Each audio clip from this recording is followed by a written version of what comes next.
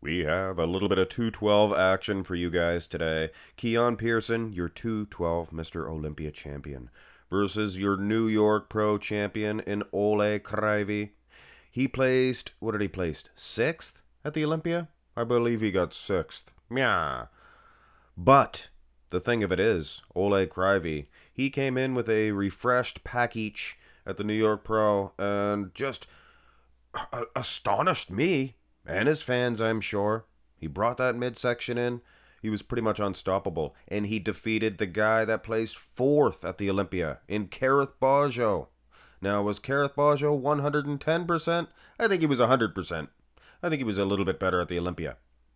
But having said that, I think if Kareth really nails it, he can get a victory over both of these guys, which makes the 212 division all that much more exciting. There's less of that, a champion hangs on to the title for 4 or 5 years because he's the champion. Anybody can get knocked off, including Keone Pearson with this man, Oleh Kryvyi. What a package, like I said, that he brought. Now, Keone Pearson, no doubt, he is going to get an edge on the silhouette, the things of that nature, waistline, arms, beard. Although Kryvyi, he looks like he has the capabilities of growing a monster beard. Big old Grizzly Adams. Huh? Well, maybe not. Maybe not. Almost all aspects do I think Keone is beating Oleh Kryvyi. Kryvyi seems to have a harder, denser muscle. He's got nice pointy peaks too. Doesn't have those huge big arms of Keone Pearson, but he has some nice little pointy peaks there, for sure. Well, big little arms. Bigger than mine. That's for darn sure. But he has brought in his waistline from the Olympia, and that was a criticism that he took. Probably why he got sixth, or he received. He didn't got it, he received it. But here he has a pretty small waistline. No, it's not Keone Pearson, but density, hardness, condition in the legs, you can see. He would get an edge over Keone in that aspect, would he not? Here's the front lat spread. And another one that Oleh at the Olympia midsection was a little bit bigger than here. I think that is definitely why he got sixth, because his conditioning is always top notch. Silhouette wise, no, he's not defeating Keone Pearson. Food for thought, he was not defeating Kareth Bajo in the silhouette department, front double or in the front lat, and he still got a victory over him. That just goes to show you how important that rock hard condition is. Something that Oleh Kryvyi, he was always brought to the stage. Turn to the side. Interesting. If you want to do apples versus oranges, this is it. Keone Pearson, his silhouette, he is awesome. He really brought an awesome package to this Olympia. Now, condition-wise, muscle separation you can see in the arms, chest. Well, the legs look pretty huge there for Keone. I think he's winning altogether. Midsection, flow. So, 3 for 3. You're probably going to go with Keone Pearson with a little epithet, Oleh's probably more conditioned. He is. He probably is. Now, the side tricep has me concerned that I missized the side chest. It was actually hard to find pictures of these guys standing next to each other. But Oleh stands pretty tall next to Kareth. And Kareth, not too much shorter than Keone in a lot of the shots. They're very close. So yeah, Oleh's his wheel looks pretty large here. Substantial, I should say. But the overall shape, silhouette, guys, there's no way that Oleh can defeat Keone in the side tricep. In a lot of these shots, there's just no way. If Keone was beating Oleh in the conditioning department too, it would be a no-brainer. There'd be a no contest. But I think the fact that Oleh is hanging on in the conditioning department, he still has a chance going into the back shots. And I mentioned sizing.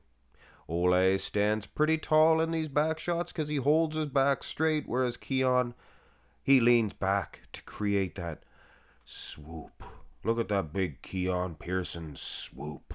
Just like the song suggests. Swoop, swoop-a-doop, soup-a-doop. I used to sing that song when I go pick up my dogs, on the lawn. One of them scoopers. Scoop up poop, pick up poop, gonna scoop up dog at poop. But anyway, I apologize. Back to the business at hand. 212, action. This could be 1 and 2, depending on where Sean Clarita lands. Now think about it. Sean Clarita, is he any more conditioned than Oleh Kryvyi? I don't know. Is his back any wider than Oleh's? I don't know. I don't think he's going to compare very well. Keone, the only saving grace here for him is that great big wide back. Again, like I said, that's a very impressive back development. But condition counts. Keone did bring it, but what Oleh brings is just a little bit more in terms of condition. Here's the rear double. Now this is a little closer here.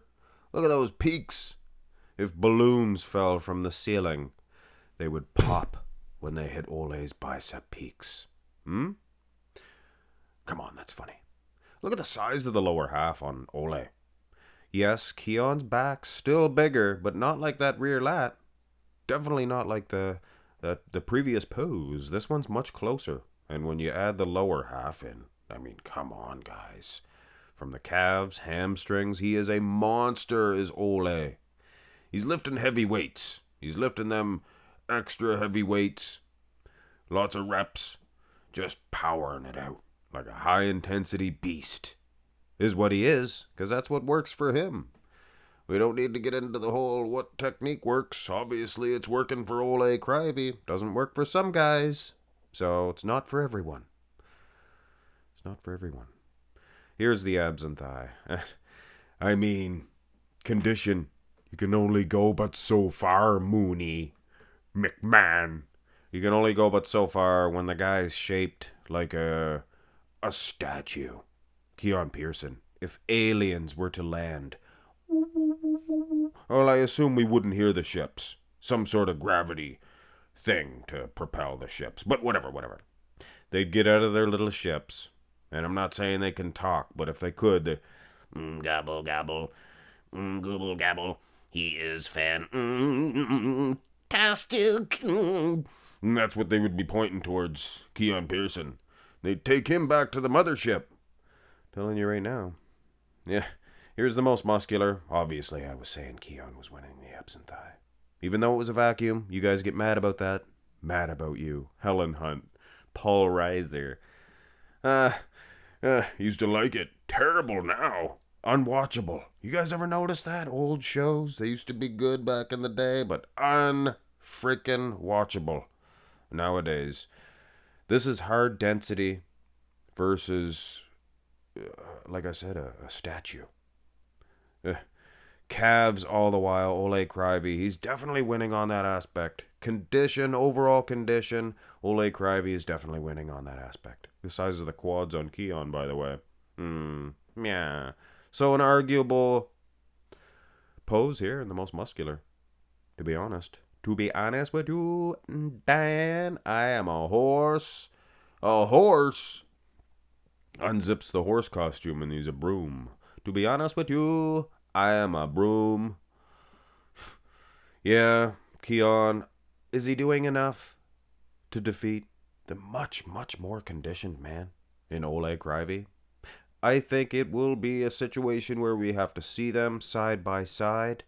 If Oleh, like I said, hard to size these guys. If Oleh can be as big as Keone, and obviously he's going to be more conditioned, I think he has a chance to win the 212 title. But Keone, he has a good stronghold on that. I began the video off by saying there is no real strongholds on the 212 title, though. Is there? No. Coincidence that Jay Cutler's the only man ever to have won and lost the title? It's hard to do. They've done it in 212. Sean Clarita, he lost it, won it back. Guys can lose it, win it back.